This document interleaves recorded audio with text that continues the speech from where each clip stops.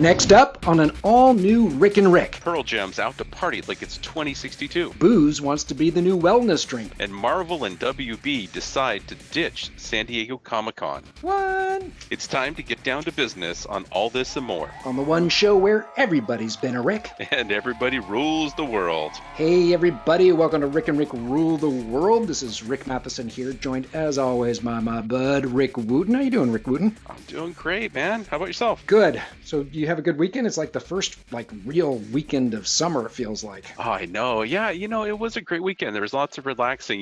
There's a here in California, there's a beer that is famous. It's called Pliny the Elder. And the reason it's famous is because the brewing company doesn't put out a whole lot of it. And in fact, there's a Pliny the Younger that they put even fewer out that is, super scarce. So I've been talking about for years making a pilgrimage up there to go visit the brewery. It's way up there, Russian River. And so I finally did it. I finally did it this weekend. On Saturday, I went up, checked it out, came back. It was very nice. It was very cool. Came back with 2 cases of Pliny. So always a good sign. Well, that's awesome. Went for a long hike today, and it was beautiful out. We went early enough so it wasn't super hot yet. It was like 80 degrees in the city today, from what I understand. Yeah, it was just under 100 down here, and I heard that even down in Salinas in the Monterey Bay area, it was in the 90s. Yeah, I definitely have a heat spill going through California right now, Northern California at least. I didn't see what it was like in Seattle today, but you've got an interesting piece here that happens to deal with the Emerald City. Tell us about that. Yeah, so Pearl Jam hasn't been in the news a whole lot recently, and they popped up in the last couple of weeks, and it was because they decided to do a time capsule. And it's kind of weird because usually you think of time capsules as like, yeah, we're going to open it in like 50 years or 100 years, and for whatever reason, they decided they were going to do it in exactly 43 years. Yeah. I'm not sure why 43 instead of 50. Very specific. Exactly, but it'll be included in the Space Needle time capsule, and it will open on April 21st, 2062, which I think is kind of cool. It's going to be interesting to see what they put in there and what people think of it when it comes out. Yeah, now if listeners happen to know if there's some meaning behind 43 specific to Pearl Jam or Space Needle, let us know. Maybe the Space Needle's 43 years old. I don't know. It's just an interesting time frame to set the time capsule at. Have you ever done a time capsule? No. I mean, as a kid, we used to bury stuff in the backyard and then dig it up a few months later, but that's not really time. I think that I did the same thing. I just could never find them again.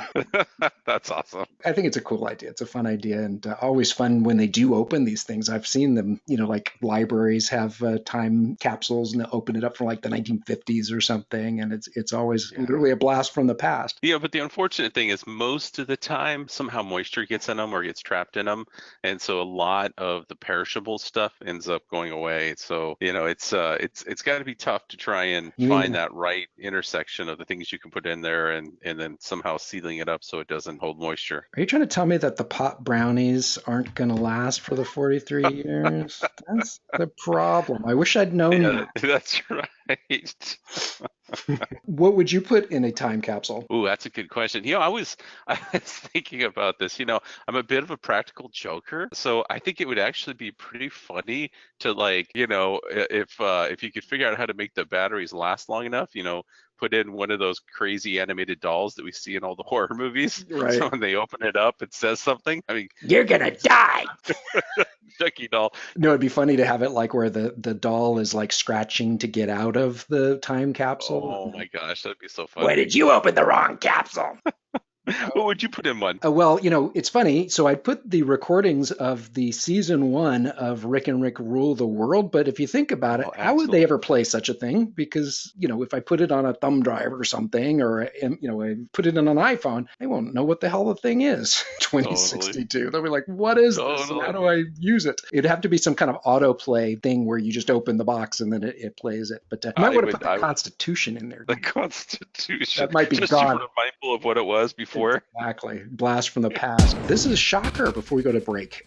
Marvel and WB, you're telling me that they're pulling out of San Diego Comic-Con? Well, at least out of Hall H. They are not participating in the panels this year. And if you remembered, I think DC was the one that pulled out last year. Is that right? Yeah, I think it was last year. Might have been the year. And so this year it's Marvel pulling out. And so what that's doing is now that the big movie studios are out, it's really creating a vacuum that will will be occupied by things like the TV shows and more of the independent stuff, which is kind of cool because that was some of my favorite part of the Comic Cons was, some of the things you wouldn't have seen otherwise. But it marks a really important move, right? I mean, these brands, these platforms are stepping away from the con. And somebody jokingly said, maybe it's going to make room so that we can actually talk about comics again. Everybody, please come on back after the break because we've got lots of great stuff coming up. So see you then. Hey, Rick and Rick Nation, don't forget to check out our website at rickandrick.com. It's double the Rick in just one click at rickandrick.com.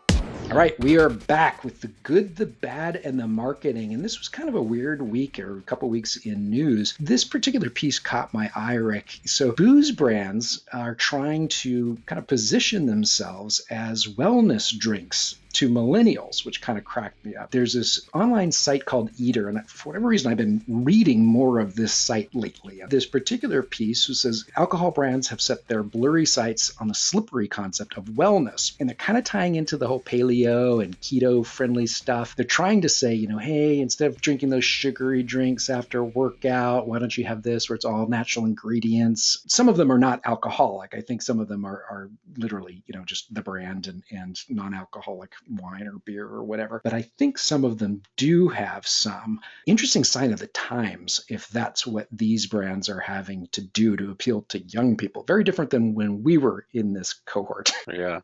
I have to say it's kind of funny because when I first read this, my initial reaction was isn't that kind of how alcohol got started? There were people driving around like these quote unquote witch doctors driving around from town to town trying to sell these elixirs that will, cure baldness or whatever. And they basically were just alcohol that people were drinking. We've kind of gone back to that. So, now we've got the alcohol brands trying to tell you, hey, you can be refreshed after a workout, or, there are all these great vitamins in here. They'll make you feel better. Yeah. And there was one that I read in the article that was supposed to be an antidepressant, which is kind of funny because alcohol is a depressant. And so, I don't know. My first reaction was, wow, this is like gone full circle. We, all we need is them pulling a wagon through town and it'll be a full circle. But, from a brand standpoint, I mean, this totally makes sense because, I think that if you go through most of the major distributors, there's a blurry line between which ones are alcoholic and which ones are non-alcoholic. I mean, I think Coke actually, or Pepsi, I forget which it is, actually owns some alcohol brands as well. And so them, reaching out and trying to attract different types of buyers, I'm not surprised.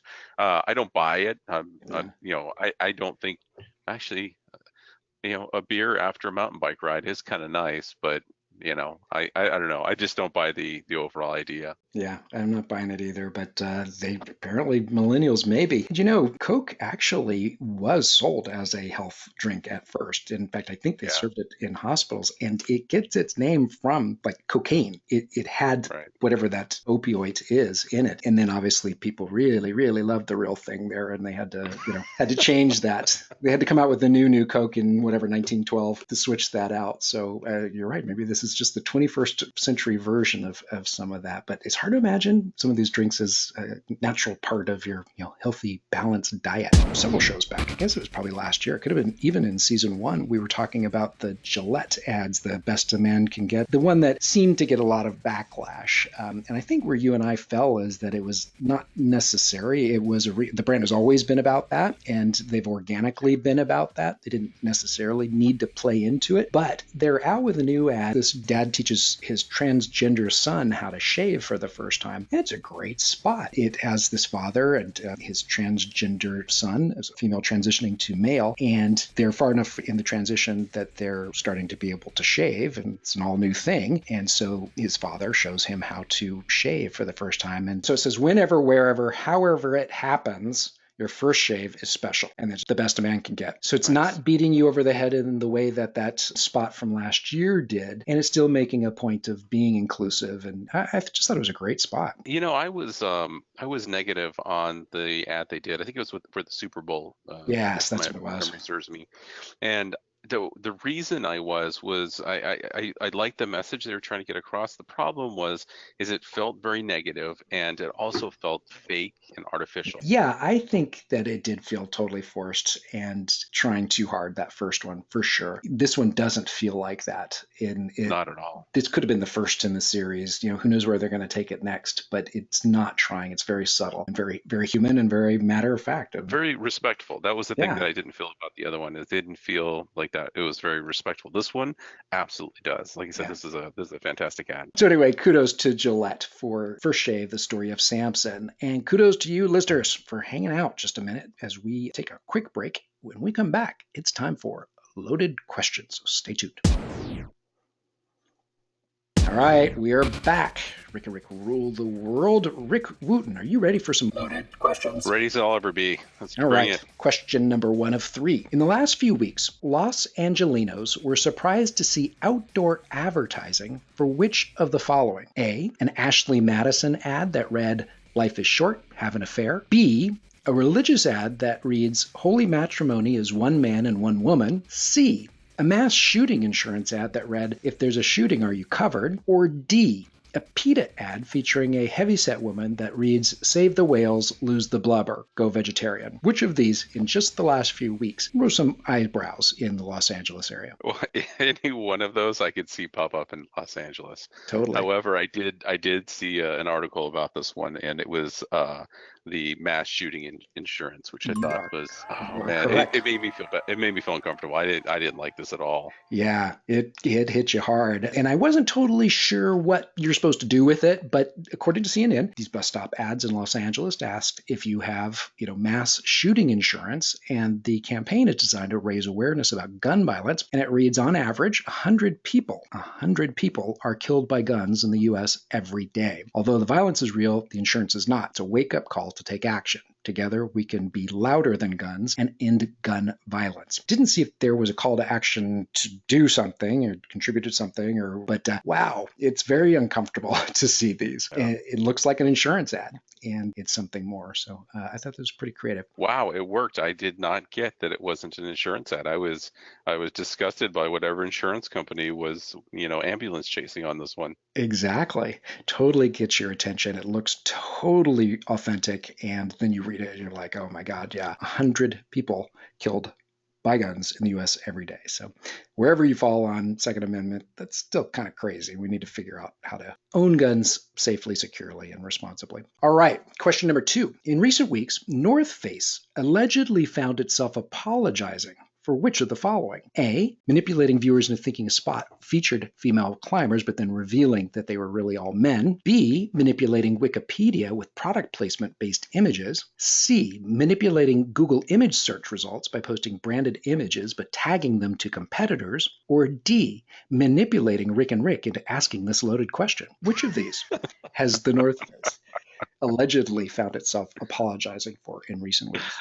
That's awesome. I wish it was D. I think it was the one about manipulating the search results. I think they had done something with the recent photo shoot and had planted it in a certain way so that it just immediately went to the top of the search results. So they totally did some search jacking. So the answer technically is B, the manipulating Wikipedia. I'm still going to give it to you because it was all still around Google image search. So according to The Verge and I think the New York Times, a distributor, North Face distributor based in another country, hired an agency that allegedly decided to game Wikipedia by uploading photos to high traffic Wikipedia entries, I guess famous locations, things like that. They swapped out the image for similar images, but they featured North Face product placement, which apparently can inorganically juice visibility in Google results. North Face was not at all amused, as you would imagine. Cheating. Yeah.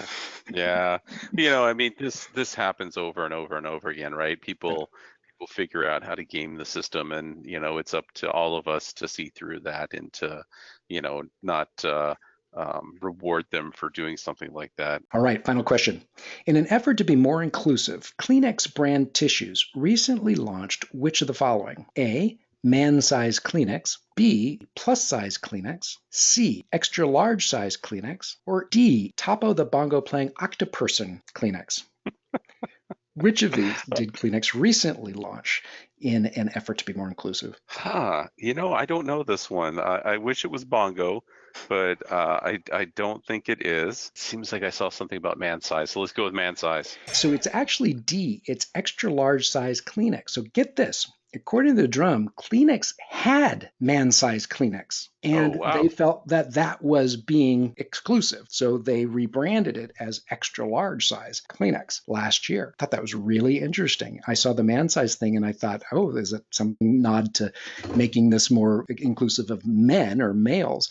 And apparently it was putting people off that it was saying man-sized when anyone might need a extra strong or extra large size Kleenex. And so they changed it. Oh, that's good. I can get that. That's good. Interesting twist there. All right. Thanks for playing there, Rick. You did a great job. And thanks everybody for listening. And please tune in next time for the one show where everybody's name is Rick and everybody rules the world. Thanks so much, everyone.